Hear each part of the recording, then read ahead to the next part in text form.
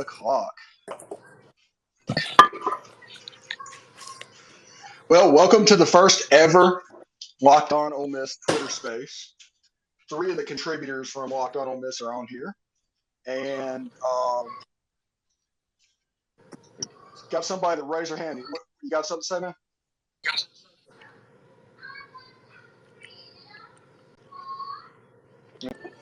Anyway, yeah, we got a situation that, this is a pretty cool thing. We got Kara that's going to run this thing because he has more experience in these things than I do. But thank you to everybody for turning up, seriously. Hopefully we'll get a little more as the night goes. If both of you, at the bottom of your screen, if you have the blue circle with a plus sign, you can hit that and then tweet out the space to share it on your timeline. Okay. Just did, yes. And I think I set up you and Derek as a co-host, so I don't know if that means anything or not.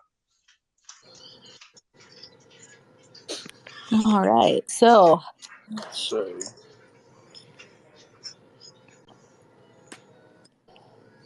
I'm seeing a lot of people that, and Stephen, we talked about this last night, but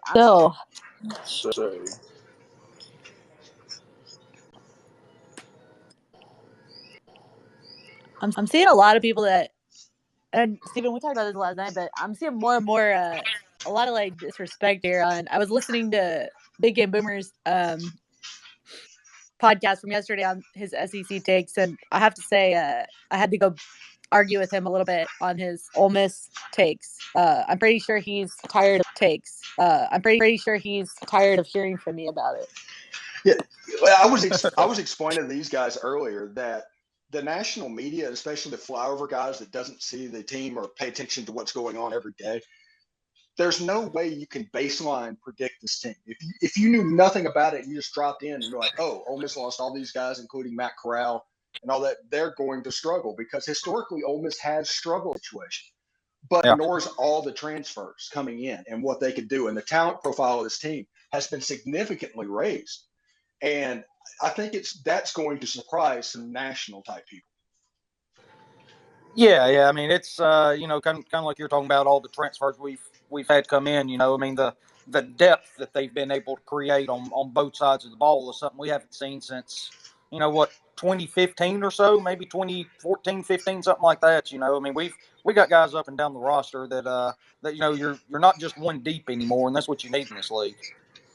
Yeah, absolutely. And why don't we start off on the quarterback competition, because I think that's what everybody's going to want to talk to, and these people deserve to hear it because they jumped in first, right?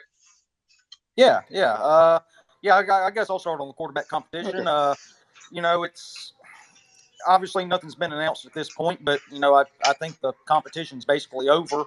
I would be surprised if Jackson Dart isn't the starter come September 3rd, the first game I think it is.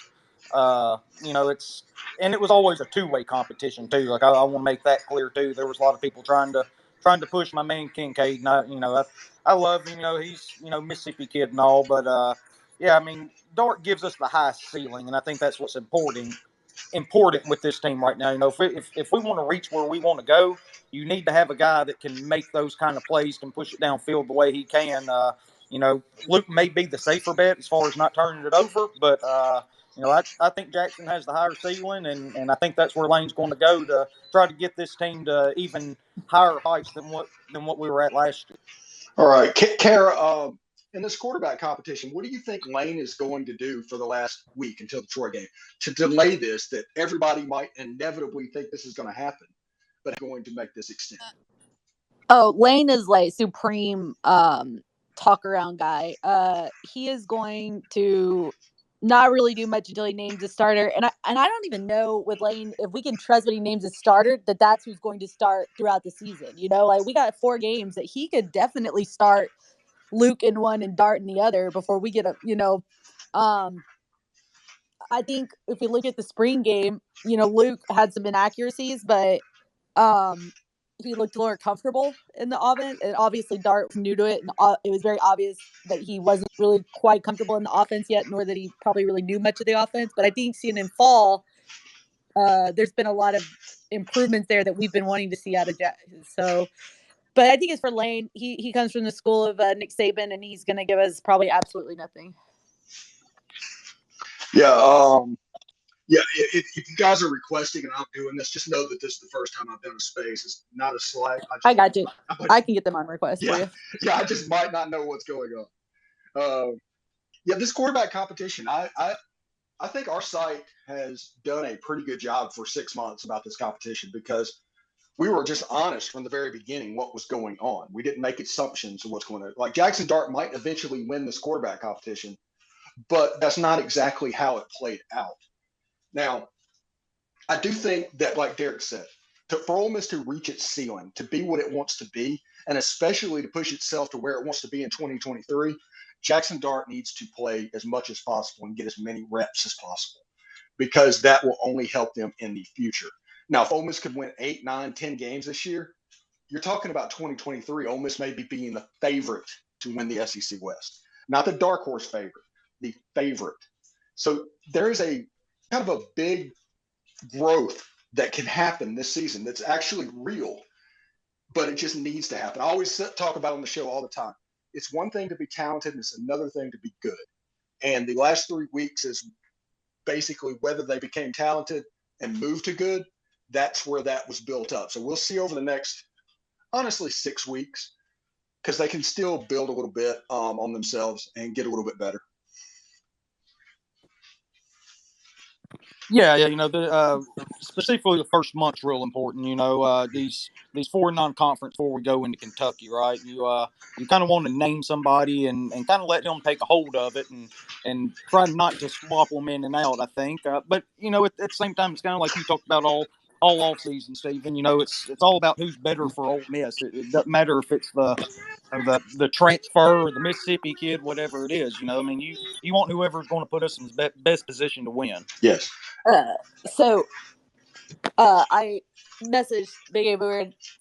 He's been having a lot to say with all this. So if we can get him, let's see if we can get him to come in. He might not be able to kind of. Oh, he's here. I see his avatar. Yeah, I see it. So he hasn't requested. So I don't want to push him if he doesn't want to talk or if he can't right now. He might have kid or family stuff going on. But Big A, if you're ready to bring these takes here, I'm ready for this discussion. Yeah. Anyway. It's like I said, on this quarterback competition, it's a really big story. It was really the only that anybody cared about for 6 months in the Ole Miss football program. Never mind the fact that an Adrian Peterson level talent transferred in to play running back. The best player on Ole Miss's team is Zach Evans, and it's not particularly close. And never mind that Michael Trigg, a super athlete, has come in and like Lane Kiffin's first tight end in this offense is here. Everybody wanted to talk about this quarterback competition, and it makes sense. The most important position in all of sports is the back. It doesn't matter which level you're in. You could be playing 8 and under flag football, and the most important position is the quarterback. It's like the Little League shortstop. And I think that as we move forward into game week, we need to shift our focus a little bit to the other storylines. We need to pay attention to the Zach Evans and the Ulysses Bentley IV and the Quinshon Judkins and the wide receiver room, which I talked to Mike Espy about a week ago, and he talked about how that unit had the potential to be the number 1 unit on the team. And he would know. So there's some questions and some stuff that maybe got pushed to the back burner because of this quarterback competition. And hopefully it'll get over and resolved so we can kind of move on to it. Yeah, I for one am pretty happy you brought up the running backs. That's what I'm really excited about. See what Evans and Bentley and Judkins and those guys can do behind that offensive line. We got a really talented offensive line, and I know I've said it before on the podcast. Everybody thinks about Lane Kiffin with this wide open down the field offense. He wants to run the ball, and especially if it's a new quarterback he's breaking in and all that. He's going to lean on those guys. There's a really good chance that we're once again in the top 3 in the SEC in rushing yards, if not leading the SEC, because of how talented those guys are. It's probably the most talented running back room we've ever had at Ole Miss. Yeah, I'm expecting a 65% run pass ratio. 65% run. Hey, headlines. So headlines up front. He's a current student at Ole Miss. Have anything to say, headlines? You're more than welcome to jump in. Don't Just have a talk the whole time. I agree with the run pass ratio from. I mean, I was y'all stop talking about the quarterbacks, but I was at both scrimmages, and just from what I've seen at practice so far, it's just I wouldn't call it a commanding lead, but there definitely has been some momentum created by Dart for the starting quarterback from just personnel standpoint in practice. But I mean, that's just what I can see through my eyes. I mean, I have no clue what's going on internally. Yeah, an interesting thing is like, and I talked to Kara about this yesterday, and she kind of blew me off, and I'm going to say it again because I'm just a sicko that pays attention to things like that. Until the first scrimmage, every post by the Ole Miss football Twitter account had both quarterbacks at the same time. You wouldn't have Dart by himself. You'd have to have Dart and Luke. If you go back and look at it, you can see what I mean. After the first scrimmage, the only post, it's been like 3 or 4 posts of a quarterback picture, and it was all Jackson. There's not one post of Luke Altmaier. Luke looked, wouldn't say scared to take. He looked very uncomfortable in the scrimmage. Like, it wasn't as if he was missing, but I mean, he wasn't really on cue much at all. It was very slow. And don't take this the wrong way or me talking bad about the fan base, but I think after the Sugar Bowl, Luke Altmaier was shook a little bit because of his interception, and he, for some reason, took blame for that loss, even though he was a true freshman quarterback. I think that was in his head in the spring, and now he's so over-conservative and afraid to turn the ball over that as long as Jackson Dart can take care of the ball, Luke Altmaier is at a disadvantage because it becomes a one-level quarterback versus a 3. And that was the other thing. I mean, because Altmaier had that interception in the first scrimmage, but I mean, Dart was connecting with pretty much everybody. I mean, Luke was overthrowing guys down the field. I mean, I'm not even trying to like make this sound like a one-man show. It's just Dart looked 3 times progressed than Altmaier did in the first and second scrimmage. Sorry, to go back to what Steven said, I wasn't dismissing, but I've been very much stuck to not showing which way I lean. So I've been trying to say very, very Switzerland. So I have to like watch. I'm trying to get her favorite out of her for like a month. Yeah. Derek's definitely been trying to get me to say who I favor, and so my favorite. I've been doing a really good job of sticking to my response whenever I get asked who is going to get the starting job, and I say probably either Dart or Luke. So I try to keep it very even kill there and not really say where I'm leaning towards. Yeah, and there's a difference between rooting for a quarterback and making a prediction. I am rooting for Ole Miss. Whoever wins the quarterback job is going to make Ole Miss better. Now, a prediction, I think Jackson Dart is going to win the job, and he's going to take the first snap. That is my prediction, just because I haven't heard anybody in the last 2 weeks say that Luke Altmaier is winning this job. I've looked everywhere, and I've literally tried to find just that, and I can't find it anywhere.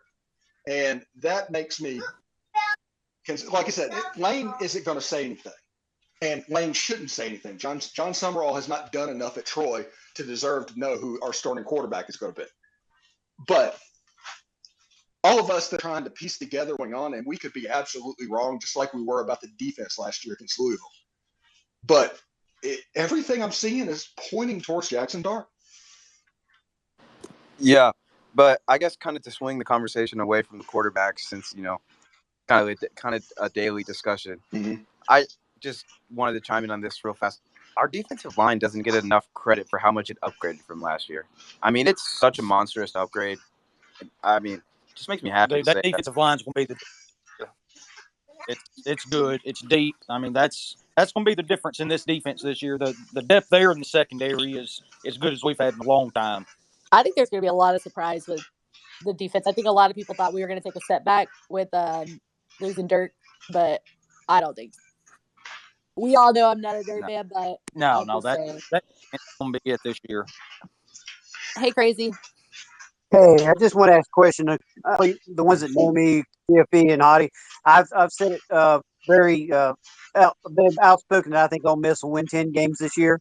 I think you'll be second in the West. The biggest thing that I keep hearing from people that don't want Ole Miss to win is that your defense is going to be the biggest problem. So I was trying to find out exactly what is it about the defense that people just don't like, because I think you're going to be better than LSU. I think you're going to be better than Mississippi State, and I know you'll be better than Texas A&M. So I just don't know what is the question mark there that everybody is thinking is there. You know, what Wesley McGriff did in 2017 and 2018 it should be criminal, because everybody makes judgment of Ole Miss's defense based off of those teams. There's nobody that can say that we're like Greg McElroy at SEC Media Days this year said that Ole Miss couldn't stop a nosebleed. And I was like, you covered the Sugar Bowl. I mean, not only that. I mean, if they were going to talk about our defense, we're about to have two linebackers from last year's team starting in the NFL for two different teams right now. Marcus Robinson and Chance Campbell, when they came in, transferred in, they were incredible for us. They were the game changers to last year's defense. We actually won games last year because of our defense when Matt Corral was so banged up and we weren't scoring 1 million points a game.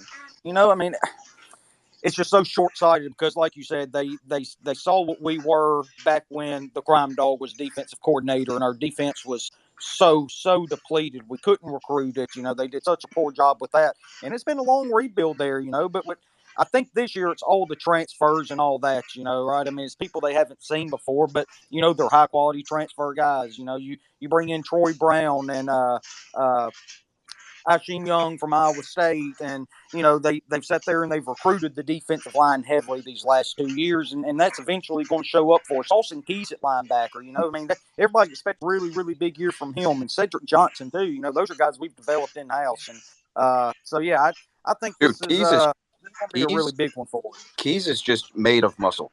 Mm-hmm. Yeah, I know.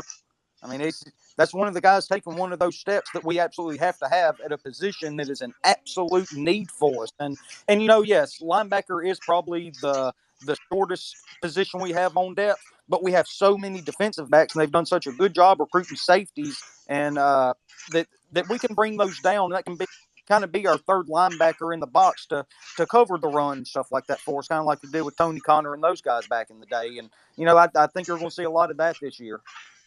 I feel like just because this guy came from a team, you know, that isn't good, he doesn't get the respect he deserves. I think a real name to look out for next season is Jared Ivey, defensive tackle transfer from Georgia Tech. Yeah, that guy's a monster. I like Jared as well. 100%. Yeah, Jared's mom. All right, appreciate you guys letting me come up. Oh, no problem. Bye, Crazy. Jared Ivey's mom is actually a pretty avid viewer of our site. So whenever I say this, people think I'm being a homer, but Jared Ivey has a lot of Marcus Tillman in it. That's kind of the way he's a completely balanced defensive end. And right now he's running with the twos. That's how good this defensive line is. Him and JJ Pegues are running with the twos. And in any other year for the last 5 years, those guys would be walk-on, just straight starters. Well, yeah, I mean, and then kind of building off defensive line, I mean, you still have Tywan Malone, and I mean, the guy that doesn't get talked about enough from last year's KD Hill. You know, I mean, he was an absolute stalwart there in the middle of that defense for us last year. You know, we got him back. You know, that's kind of what I was talking about earlier, the depth we've been able to develop on that defensive line, be able to rotate guys in and out. You know, it should allow us not completely gassed at the end of games, kind of like we were last year. Mm-hmm. Absolutely. And a name to look at, nose guard, you're not going to hear it early in the season, but later in the season it could pop, is Sabian Harris. He's a guy that has a ton of talent, and he's big enough to be a Mount Cody type presence in the center of that defense. And eventually he's going to be the dude there. Yeah. I've read a lot of stuff on him too. Some guys are really high on him with the way he's been able to perform. Kind of like you said, he's just that big, strong guy in the middle. And, you know, if you get a guy in there that can clog up the middle and hold up those offensive linemen and let those guys, the linebackers and those big safeties stop the run and all that, I mean, that's a big deal. All right. What do we got, Kara? Well, I mean, I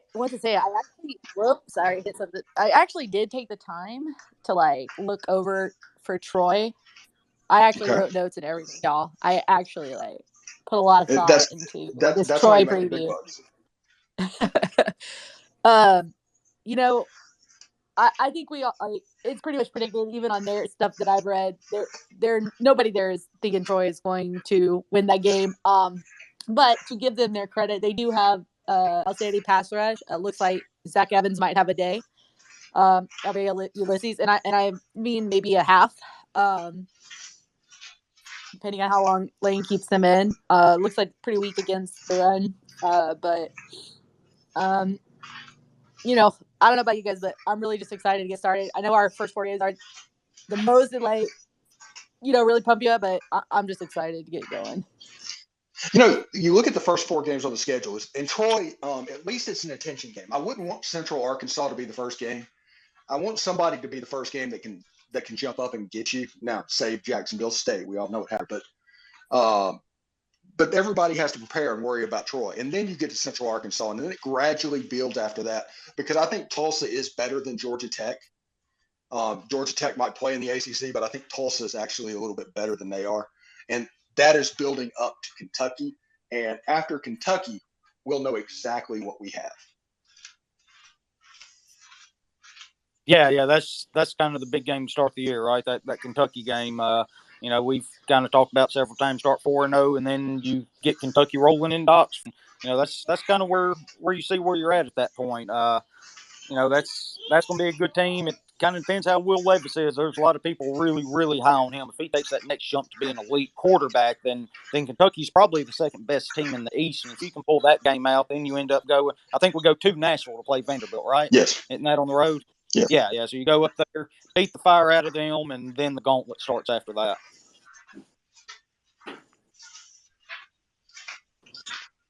Mine is most that are predicting are thinking we're going to win our first 6 games and then just stop playing. Like, we're just going to lose the rest of the season. Like, I just can't get behind it. I don't know how we don't progress better. I think for us, we typically struggle against Auburn, but I think actually we have a great year this year against Auburn to actually pull that win. I think Auburn's having a lot of problems, so I don't know. I think we have a really great opportunity to win that game. Yeah, I kind of think scares Auburn, though, is every time they're supposed to be bad, they're not. Like, that's what scares you about them, right? When they're supposed to be down, they're not down. They end up having a really good year. Sorry. Michael, were you going to say something?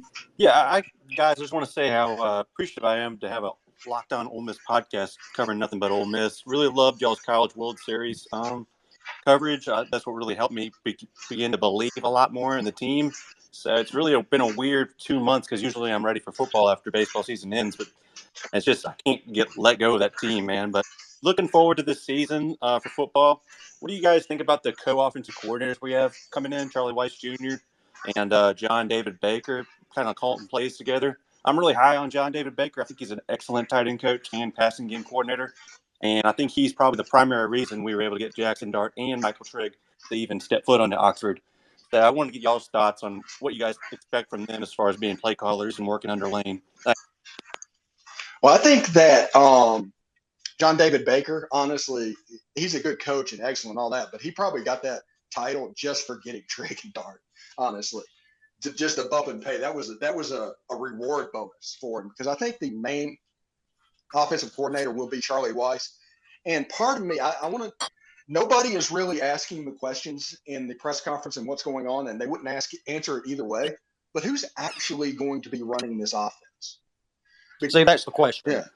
Because it may be Lane calling the plays, and they mentioned, like, they interviewed Charlie Weiss in this one interview, and it was a perfectly fine interview, but he kept saying over and over again, "Oh, I'll defer to Lane. I'll defer to the head coach. I'll defer to what's going on." And there's a little bit of gamesmanship that can happen, and there's a little bit of like, yeah, he's not really making many calls on this. He's almost up there to see things that Lane wants him to see.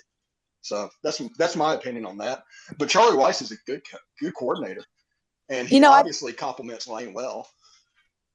Maybe some of that is just his youth. But also I've read a lot of stuff from some of the players on him, and a lot of them talk about how much of a mind that he has, like how much intelligence he has, just growing up with his father and like being, I think he even in high school was at Notre Dame with his dad, and already starting kind of looking over some of that stuff. And they talked a lot about how well he reads these, how well he looks at these. So he might not be a press conference guy. That might be somewhere he needs to develop. But as far as like his key intelligence of just being able to run offenses and look at different things. I think he has a lot of strong points there at such a young age, just from his upbringing. Yeah.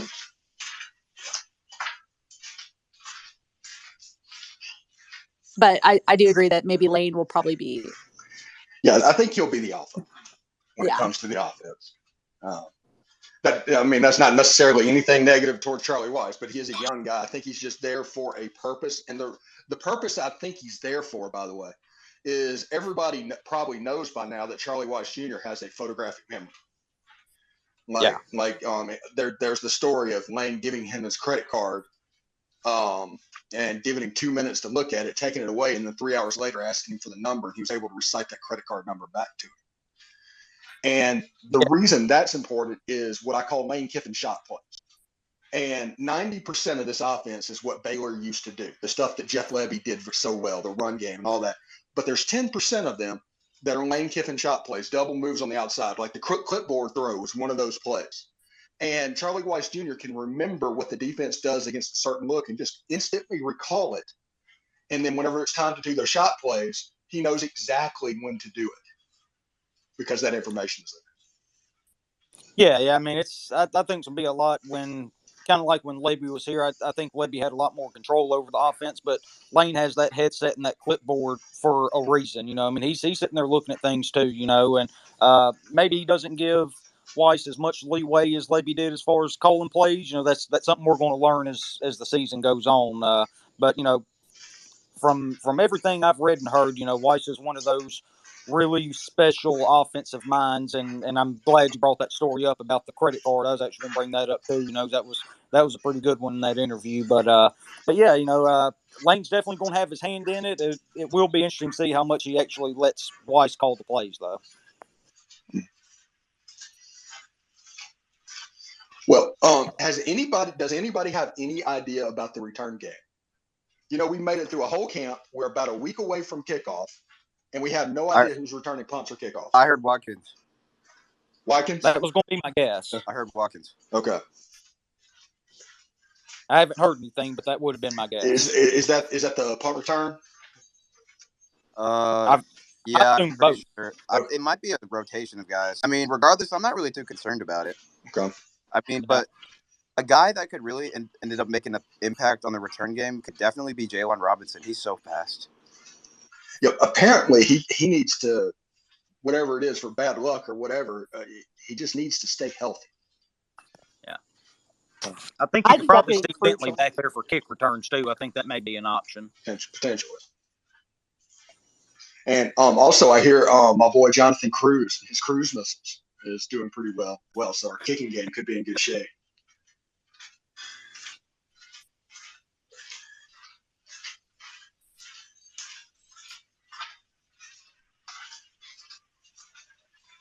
Yeah, I think that wide receiver room that we were talking about earlier really does come down to crucial his health and injury, because we need Mingo, a full healthy Mingo, especially that back half of the schedule. That's a big time thing. I think a lot of that Arkansas game honestly is going to come down to depth. So I've heard wonderful things about J.J. Henry this offseason. Oh yeah, I have too. That's a good point. And yeah, there's people that are really high on him. I was high on him coming out of high school, but you didn't really see a whole lot of him last year. And yeah, I mean if he can take over that slot role a little bit, or at least give people some breathers, I mean he's a dynamic player if you get him the ball in space. Yeah, I don't want to necessarily say he's that player, but this is the style of player that I think J.J. Henry is, and the style that Jaylon Robinson is. Jaylon Robinson plays the position, I think, similarly to Elijah Moore, the way he did. He's kind of a phone booth player, the quickness. J.J. Henry plays the position the way that Jalen Waddle did. It's just explosiveness. It's straight line. Yeah. And it is, yeah. And I think those two could complement each other really well if Jaylon Robinson can get healthy. Yeah. I mean, there's no doubt about that. Especially if you have a quarterback back there to get them the ball. You get to them in space. That's what those guys are there for. They're there to make plays. And that's quite frankly what Lane Kiffin's best at. go back to his Alabama days, and Lord, he had talent all over the field. I know that, but that's what he was good at. He was good at getting the playmakers the ball, and they were dang near unstoppable until they ran into Ole Miss there for a couple of years. Mm-hmm. Yeah, it was Lane's first years. Then after he figured it out, yeah, they got it going. Yeah.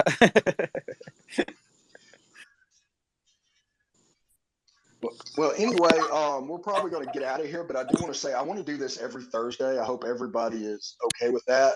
Will join us, and we can talk as games get on. Next week, we can do a Troy breakdown. We can deal with those notes that Kara put together. I was going to say, I really put a lot of work into this Troy matchup. Yeah, we can do that. We can talk about Troy's All-American linebacker. Yeah, I got it's in my notes. Yeah, and that and their 5 quarterbacks. Their 5 quarterback battle. Yeah, Jared Doege, who's been like 4 schools in a year. Yeah. Absolutely nuts. I'm still seeing Dunner as the favorite. Yeah, just because Doege got there so late. But I'll find out. I'm interviewing tomorrow, actually. I'm having an interview with Josh Boutwell of the Troy Messenger about that game. So I'll get an update on that. That's going to air next Tuesday. But we'll do the preview interview then and have a bunch of fun there. Sounds good. All right. Thank you, everybody, for stopping by. Watch the show tomorrow, 18 minutes with Eddie Strong. Not bad. But thank you very much, and hotty toddy. Hotty toddy.